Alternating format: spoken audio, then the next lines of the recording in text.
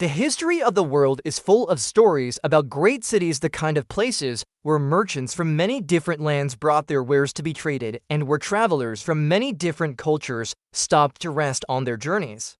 But few cities captured the popular imagination quite like the cities along the Silk Road. Situated as they were on the intersection of East and West, these cities acted as crucibles in which the cultures of the East, particularly China, India, and Korea, and the West, primarily the Islamic world and Europe, were mixed and transformed. Along with horses, spices, and silk, merchants, travelers, and caravans carried with them the myths, religions, and technologies of their respective cultures, contributing to the spread of knowledge and innovation across the Eurasian landmass.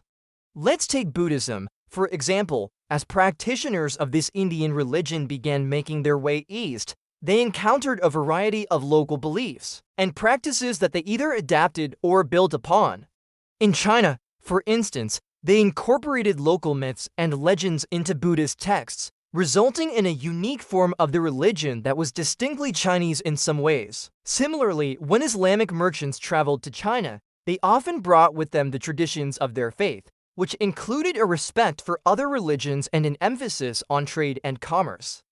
This attitude likely contributed to the spread of Islam among the merchant classes in many parts of Asia, but perhaps even more significant was the exchange of technologies along the Silk Road. For instance, the art of papermaking, which had been developed in China, spread westward to the Islamic world and eventually Europe, where it would have a profound impact on the preservation and transmission of knowledge.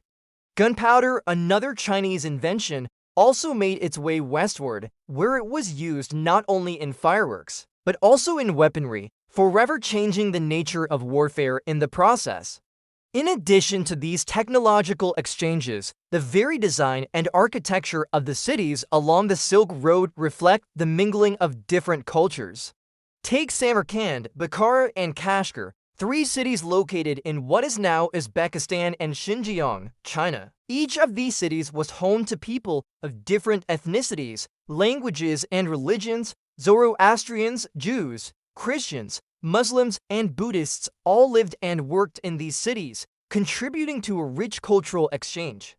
Their interactions and intermarriages led to the adoption of different customs, traditions, and even architectural styles. For instance, the great mosques and madrasas of Bukhara and the minarets of Kashgar show the influence of Islamic architecture, while the stupas and monasteries of Samarkand reflect the city's Buddhist heritage.